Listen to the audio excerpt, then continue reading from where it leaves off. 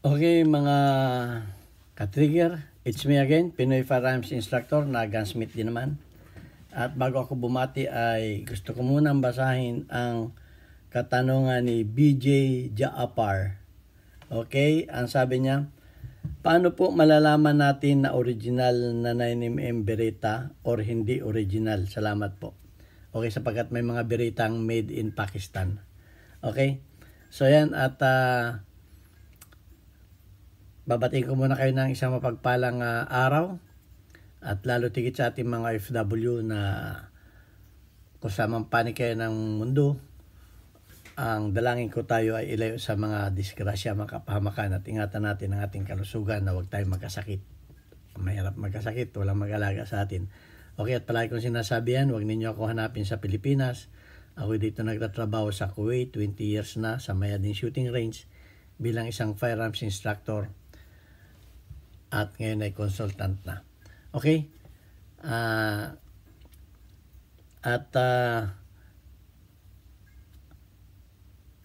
Gusto ko rin pasalamatan ang lahat ng mga nanonood ng aking mga videos. Tayo umabot na ng 32,000 mahigit na.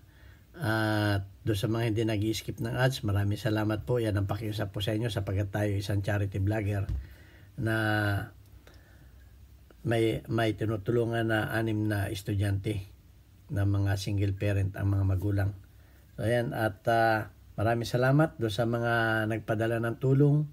Ito ang ating GCash number, yan ang tresurera ko, ang aking anak.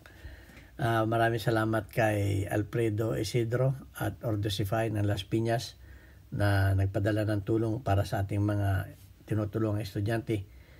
At please, yung mga nagpadala pa ay mag-message kayo at magpakilala para kada vlog ko kayo ay pasasalamatan ko. At dun sa mga magpapadala pa, gusto ninyong lagi ko kayong ma-shout out sa aking mga vlog. Ayan, maraming salamat sa inyo. Okay, at yan ang katanungan ni BJ Jaapar. Paano po malalaman natin ang original na 9mm Beretta or hindi original? Okay. Ang Beretta po ay made in Italy. Makikita po natin yan dito. Dito sa tatak na ito. At so kung sa tatak lamang natin na titingnan, ay may mga engraving machine na, computer na nagtatatak. So nakukuha nila yan. So ang talagang tinitingnan ko dyan, yung loob ng pagkaka-finish. Okay, dahil pagka yung mga hindi original, makikita ninyo dyan yung tool mark. So pinanood ko yung mga Pakistani na gumagawa ng Beretta. So nakikita ko na gumagamit sila ng kikil sa pagpipiting. Kinikikil nila. May taga kanya-kanya sila eh. May tagagawa ito, tapos ipapasa doon sa isa. Gagawin naman ito, papasa doon sa isa, ganoon din sa receiver. So kaya namamaster na nila. Kumbaga kung ang trabaho mo lang ay magrilling ka lang. Kung ang trabaho mo ay magbutas ka lang. So kung ang trabaho mo ay dito lamang sa pagpipiting, magpipiting ka lang. So ganun, pasa-pasa sila. Kaya tiningnan ko, ganun pala ang paggagawa nila. Tapos pag ipipiting nila, gumagamit din sila ng makikil. So yan ang isang palatandaan kahit sa mga, kaya sinasabi ko yung mga backyard. Makikita ninyo may tatalab na kikil dyan. May talab na kikil dyan at makikita ninyo yung tool mark dito. Papakita ko sa inyo to. Ito ay flawless. Wala kang makikitang talab ng kikil, talab ng ano pa man dyan. Basta ito ay flawless na flawless. Wala kang makikita dyan na kahit isang talab ng guhit na ano. So yan ang isang kahit anong baril. Yan ang tinitingnan ko.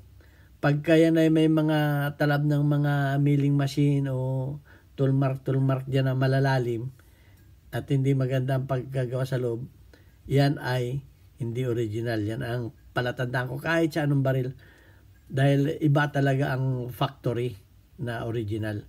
So yan, ang labas, kayang-kaya nila itong gayahin itong labas. Itong mga tatak na yan, kayang-kaya nila. Pero may mga palatandaan din ako dyan na kung may makikita kayo ng mga maliliit natatak. Ayan o. Na yan ay ginagamit, para mabasa yan, ginagamitan ko pa yan ng magnifying glass. Para mabasa yan. Ayan o. Meron yan ditong IT16. Ayan. Itong logo na to, kaya ng computer yan eh.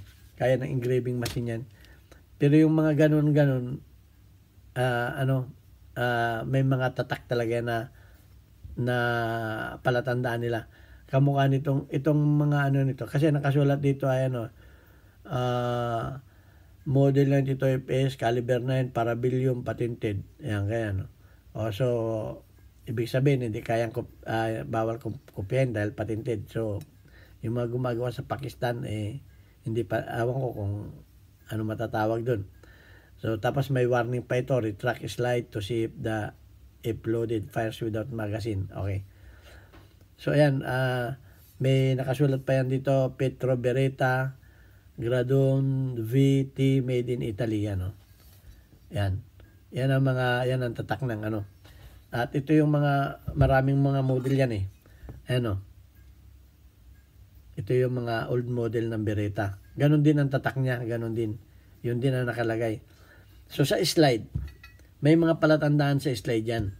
May makikita kayo dyan na tatak na ganito. Yung, tingnan natin. Itong tatak na to, kung mababasa ninyo yan, may tatak yan dyan na parang mga maliliit na logo. Okay. Tingnan natin May may mga parang punch. May parang mga siya eh. Basta may mga siya eh. May parang mga kumbaga, kung sa mga hayop, sa mga baka ay meron siyang hero.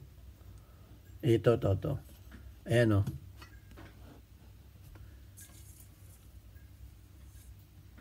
nabasa. Ito ang isang palatandaan ko dyan. Ito yan, yung mga tatak na yan. Okay, yan, may mga na yan. Yan ang hindi nawawala sa mga original. Okay, yan ang medyo mahirap sa mga tatak, yan ang mahirap gayahin. Okay, at dito naman, yan ang nakasulat yan May nakasulat yan dyan. Pero yan, madali rin gayahin yan. Sa engraving machine din yan.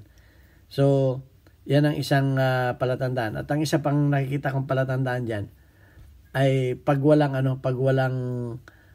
ito. Ito yung screw bushing. Yan, may grip screw bushing yan meron yan siya dyan. Okay, pag yan ay walang ganyan at nakadirekta dyan ay malamang yan ay maliban lang kung tinanggal na at nasira. Pero yan ang isa pang tinitingnan ko dahil ito mahirap din gayahin ito. Pero kung nakabili ng original at kinabitan niya, mahirap din natin gayahin. At makikita mo rin sa loob nito yung pagka-flawless niya. Wala kang makikita dyan na talab ng kahit ano pa mang tools, wala kang makikita dyan na talab ng tools. So, may mga latest model na kamukha nito, ito yung mga pang-tactical, meron, yung tatak niya nandito sa ilalim. Yung sinasabi kong tatak. Meron talaga siya. May mga, hindi ko maintindihan yung mga logo may mga logo siya dyan na So, ayan. Yan ang isang palatandaan.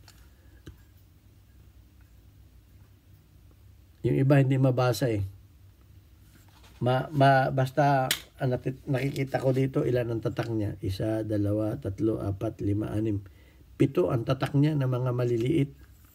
Ayan 7 ang tatak niya na maliliit. Ito namang isa ay 1, 2, 3, 4, 6 itong isa.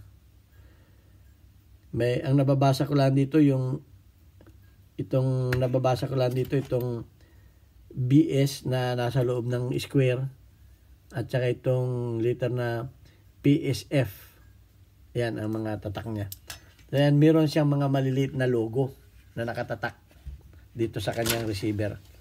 Okay, ayun lang ang masasabi ko sa BJ Baafar kung paano malaman ang mga original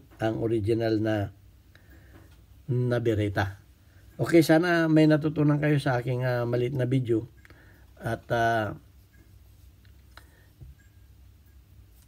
nakakuha kayo, nakapulot kayo at matingnan din ninyo kung legit ba yung inyong kung hindi man yan made in Pakistan na mga bereta na nasa kamay ninyo.